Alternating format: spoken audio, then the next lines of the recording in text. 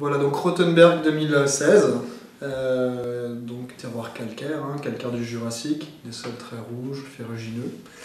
On est sur ce millésime 2016, sur une signature acide qui est vraiment assez impressionnante, je trouve, parce que c'est un millésime qui est terminé très chaud sur les vendanges, durant les vendanges, et on a là une structure acide qui est profondément dynamique, qui tient la fin de bouche, qui serre la fin de bouche, et bon, on voit très bien à la couleur, à la robe, que c'est un vin qui est encore en train de fermenter légèrement, qui doit encore fermenter légèrement, mais on voit déjà l'avenir qui se dessine vers, pour moi, un vin de garde, un vin de temps, vraiment un vin qui aura besoin des années, et c'est vrai que je suis extrêmement fier de vendre ça en primeur, parce que c'est un vin où on voit très bien qu'après 3 ou 4 ans, quelque part cette puissance resserrée par ces acidités tellement droites en finale, ça prendra une élégance qui sera folle. Alors écoute, tu vois, c'était intéressant dimanche et samedi, vendredi et samedi, parce que j'ai emmené les gens à la cave. Et par exemple, sur ce vin, ils ont tous perçu la couleur mentale rouge.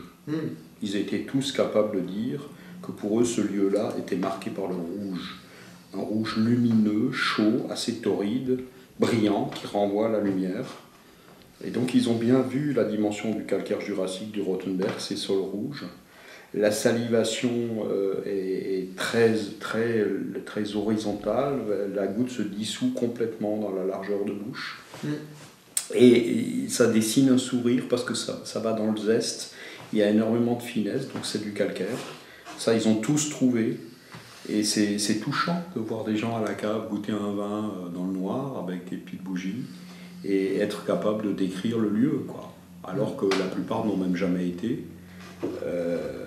Moi, je trouve ce vin effectivement formidable, avec cette juvénilité, ce côté sautillant, séducteur. Il y a beaucoup d'agrumes, il y a de la joie, il y a de la sensualité, alors que c'est plutôt plus sec que d'habitude. Ouais. Plutôt, moi je trouve assez serré en fait, ce qui est marquant, c'est que c'est vraiment une acidité qui est très profonde. Ouais, et on a vraiment cette signature calcaire.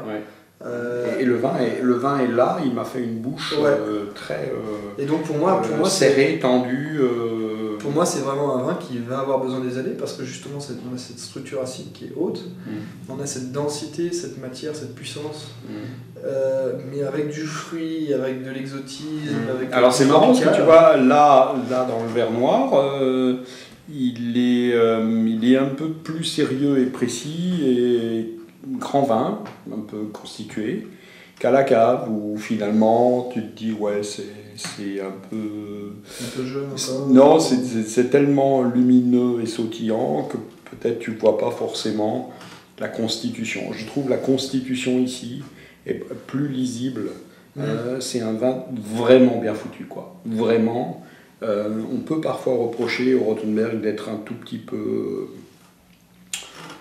sensuel, un peu jouant, un peu sur un registre, comment dire, un peu facile. Un peu facile, et là pas du tout. Je trouve qu'il y a une précision en bouche, il y a une tenue en bouche qui est impressionnante. Ça fait partie des millésimes, justement, où on est peut-être un peu moins facile et où on est un peu plus grand garde, quoi. Pépin mûr, absolument, on retrouve ça, c'est bien. Vraiment, là, oui, comme j'ai dit tout à l'heure pour le Langenberg, je prie le ciel pour qu'on fasse aussi bien.